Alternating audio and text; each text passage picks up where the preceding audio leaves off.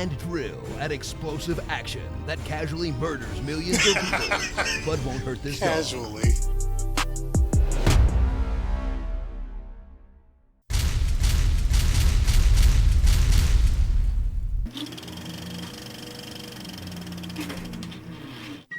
This July 4th, revisit the movie that made blowing up American landmarks cool.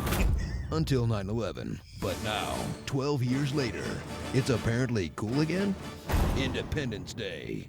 The film that answered whether we're alone in the universe by stealing from all the other films that answered whether we're alone in the universe. Featuring the premise from War of the Worlds, the aliens from Alien, the spaceships from V, the dogfights from Star Wars, the Statue of Liberty from Planet of the Apes, and the Jeff Goldblum from Jurassic Park. Must go faster. Must go faster. Must go faster. To battle against an alien threat, humanity's last hope is this ragtag group of survivors. Fighter pilot Stephen Hiller, a fresh prince of the air who says cool things even when there's no one around to hear them. Ah! That's right! Who's the man? That's what I call a close encounter. I could have been at a barbecue! David Levinson, a Jeff Goldblum-like satellite engineer. Don't. Listen to this. Get out of town. Shh. Yes. Not straight.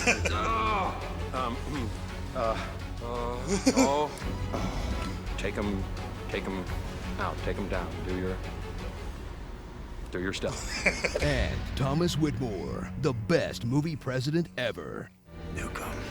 He channels William Shatner. We'll see if you're as smart as we all hope you are. I saw his thoughts. The doctors think that you're gonna be just fine. Prepare to stand up and cheer as they defeat an advanced alien race with a sheet. The sheet. Morse code. Punching. Welcome to Earth. An Apple PowerBook 5300. And Cousin Eddie. Oh, boys! Travel back to a time when summer blockbusters were fun and uplifting. Didn't I promise you fireworks? Not dark and Nolan-y. Where's the trailer? Where is it? Where is it? In a movie that will trigger more 90s nostalgia than the front page of BuzzFeed, featuring REM, CD-ROMs, What the hell is that? Data, The last 24 hours have been really exciting. and Fruitopia. Witness a film whose message of global unity means only America can save the world. It's from the Americans. They want to organize a counter-offensive. It's about bloody time. What do they plan to do? And thrill at explosive action that casually murders millions of people, but won't hurt this dog. Casually. So, this Independence Day, prepare to once again relive the screen watching.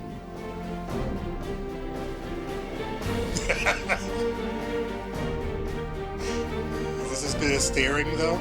The sky watching. Okay, we got a lot of it in here.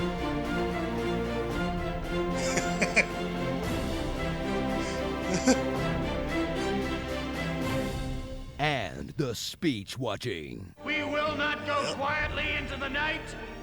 We will not vanish without a fight. We're going to live on. We're going to survive. Today, we celebrate our Independence Day. Hell yeah. Starring Jaden's dad, President Lone Star, President Laura Roslin, Apple Genius, Crazy Dennis Quaid, Michael Bublé Jr., not Jaden, Nerdy Fabio, Not her, Jaden. Vivica, not actually a fox, and the best extra ever, Independence Day. Can someone explain to me how they've already made 3 Chronicles of Riddick movies, and yet I still have to wait until 2015 for a sequel to this? So, you have a movie for me? Yes, sir, I do. It's gonna be called Independence Day. Okay, so like a historical drama based around the signing of the Declaration of Independence. No, like a sci-fi action movie based around America kicking alien butt. Oh. And the aliens going pew pew pew pew. With the spaceships? With their frickin' spaceships, sir. Oh, hell yeah. Get out of here, history. Yeah. So at the beginning of the movie, we're gonna see this big shadow starting to cover the moon. That's not good. The moon is pretty close to Earth. It is. So then down on Earth, humans, they start to notice. They're like, whoa, this thing is huge. It's like a quarter of the size of the moon. And they only discovered this once it reached the moon? Somehow, yes, that's right. And then we're gonna start to meet the characters of the movie. Okay, and who are these characters? We're gonna be following the president, Thomas Whitmore, the first lady, Marilyn, the president's advisor, Constance, her ex-husband, David, his father, Julius, a pilot, Captain Hiller, his wife, This is Jasmine, going. who's a stripper, also her son, also an alcoholic crop duster, pilot, Russell, and his whole family. Wow, that's a lot of people. You gonna have enough time for character development? No. Okay. Yeah, no. We're just gonna assign them each a broad stereotype and kind of roll with that. That works for me. Anyway, so these aliens, they set up a bunch of massive flying saucers directly over popular landmarks. Why do they do that? Because it's gonna look cool in the trailer. Oh, I'm glad that these aliens are considerate of our marketing strategies. And this guy, David, he realizes that all these ships are communicating and coordinating using our satellites. the high-tech aliens don't have better means of communication? Well, we're gonna find out that they're telepathic, but they're gonna use our satellites. Why? So David can pick up on it and the movie can happen. That works. And he's gonna find out that they plan to attack in 6 hours. 6 hours? Why the long wait? So the humans have a bit of time to prepare and the movie can happen. That works. So then the aliens do attack and they destroy a bunch of cities and there's gonna be a bunch of crazy action. Yeah, what kind of action are we talking? Well, a bunch of landmarks are gonna blow up. Jasmine's gonna be in an exploding tunnel and her and her dog are just barely gonna make it into a little doorway and avoid the fireball. Fire can't go through doorways? No, it can't. I mean, fire doesn't have eyes, so it doesn't see them turn the corner. And the intense heat doesn't affect them, or the lack of oxygen? Doesn't fire use oxygen? Isn't that how fire works? Oh, you said fireworks. That's fun. Oh, fireworks are tight. I forgot what I asked you. Yeah, same here. All I could think of are fireworks now. Same here. So what else happens? Well, David and his father, they're gonna end up with the president and his staff. Okay. And David's father is gonna be like, hey, what about Area 51? Didn't you guys find aliens or something? And the president's gonna be like, yeah, no, that never happened. Oh, bummer. But then the Secretary of Defense, he's gonna be like, actually, no, yeah, we did find some aliens there and a spaceship too. If he knew about that, why didn't he mention that as soon as aliens arrived? I don't know. Fair enough. So they head over to Area 51 and this wacky scientist guy, he's like, yeah, this spaceship has been acting up for the past 24 hours. It's kind of crazy. And nobody informed the White House? They didn't, no. Well, okay then. Oh, also, we're gonna have this big battle between fighter jets and spaceships, and that guy, Captain Hiller, he's gonna be right in the thick of it. Very, very cool. And his best friend's gonna be killed, so he's gonna be super emotional about that for like an entire shot. Wow, yeah, gotta give the guy some time to grieve, for sure. And then he's gonna be chased around by an alien entire spaceship, shot. and he's gonna manage to make it crash. Very exciting. And then the alien ship opens up and an alien pops out and he punches it right in the exoskeleton and knocks it out for several hours somehow. Wow. And he looks at the alien and he's like, welcome to Earth. That's a good line. And then he grabs a cigar and he's like, now that's what I call a close encounter. This guy's got a bunch of jokes. His friend just died. Yeah, he's got a ton of jokes. So then he brings the alien over to Area 51. Okay. And so people start dissecting the alien, but then it kills a bunch of people and it mind controls the main scientist guy. Oh, interesting. So it's gonna attempt some kind of clever escape where it pretends to be the scientist? That's gonna be cool. Yeah, but no, it's not gonna do that. Instead, it's just gonna be like, release me. Oh, yeah, okay, different strategy. Yeah, he's gonna be like, release me, you're all gonna die. And so the humans, they shoot it dead. I mean, I don't know what the alien was expecting on that one. Yeah, hard to say. So then Captain Hiller, he borrows a helicopter and he goes to pick up his wife, who, as it turns out, is hanging out with the First Lady. Wow, well, it's gonna be hard for him to find them in the midst of a destroyed city. Actually, it's gonna be super easy. Barely an inconvenience. Oh, really? Yeah, he finds them. Oh, are they signaling to him through the darkness somehow or something? He just lands right in front of them and he finds them. Oh, well, I mean, okay, great. So anyway, then that David guy, he figures out a plan for defeating the aliens. Oh, and what's his plan? He wants to give them a computer virus on their mothership. Oh, a computer virus? Yep, because as you know, computers are capable of literally anything, and all their operating systems are the same, and they're made of magic. Oh, I am well aware that computers can do anything. Isn't that right, computer? That is correct, producer guy. Would you like a hamburger?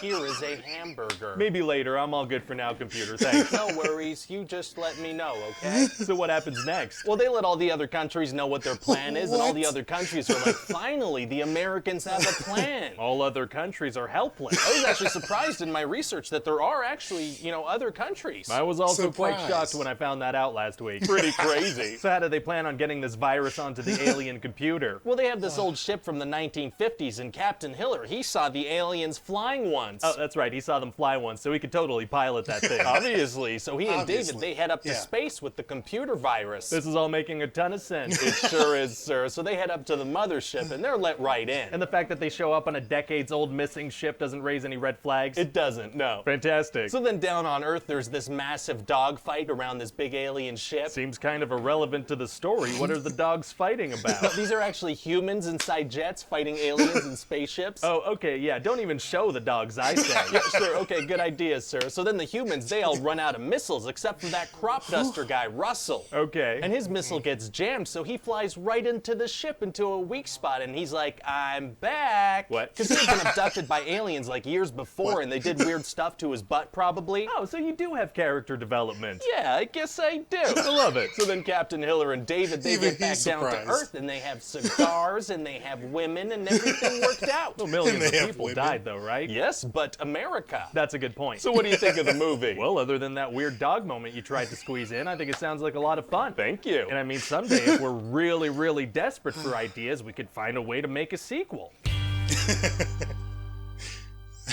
Happy Independence Day, guys. I wanted to put this out there. It was kind of perfect timing to do this, so I thought, hey, why don't I just do a versus between Honest Trailer and Fish Meeting for this movie. It's a perfect day, right? So I remember seeing this movie on a Wednesday, which wasn't normal, but they were doing like an early screening of it. It came out on July 3rd, because July 4th was a Thursday. And it was one of the first movies I remember seeing where the day of the movie, or the start, was the day we were watching the movie. Like, it showed up July 3rd, 1996. I was like, wait, that's today. I'm young. I hadn't really seen movies or remember seeing movies that like showed the date of the day I was actually seeing the movie in the theater. It was me. I was just being extra, but it was fun. I remember seeing the movie at the Birmingham 8 theater. It was a very nice theater at the time. I don't know if it still is or what it looks like now. One of the first theaters back in Michigan that had like reclining seats, as far as I can remember. Now all theaters pretty much have that, at least with the recliners and your feet going up, all that kind of stuff. This didn't have that, but they were nice. Very nice leather seats. You could lean back. A lot better than other like AMC theaters. It was nice. It was a nice place. I felt kind of ritzy, being there. See, Mom, Dad, I remember a lot of things on my childhood. You guys raised me right. And it was just a really fun time going to this very nice theater and enjoying a film and kind of feeling like we're seeing something early, before everybody else. That's kind of how it felt. But I enjoyed the movie. This was another great theater experience. Like, my whole family went. My dad, my mom, my brother, my sister, we all went. And it was really, really fun. And, seeing Will Smith on the screen, for me, seeing an African-American man on the screen, he's a lead, or at least one of the main leads in the film, was dope. That's one of Will Smith's first big roles. I think this was before Men in Black, right? Yeah, I believe so. And so, that's when his star power kind of started to shine at that point. It was just cool seeing him up there saving the day and not, dying like most black characters do in horror and sci-fi movies. So that was a nice, refreshing change. But I love this movie. It holds a special place in my heart. Yes, does it take some ideas from other movies? Yes, it does. A lot of movies do. But I like how Honest Trailers did point that out. It was very good on their part. But Pitch Meeting, I think, might take this one. It was good. Both were very good, but Pitch Meeting was on point.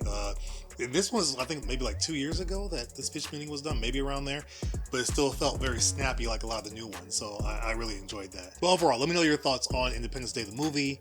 Let me know your thoughts on just the holiday. What do you do for the holiday? Do you barbecue, whatnot? Just give me the inside scoop about what you do, whether it's with your family or by yourself, whatever the case. Let's talk about it. Shout out to my Hyper Crew members, Brian Tidwell, Steve O, Slepnear, K6013, Portal on Mobile 44, and Dash Milner.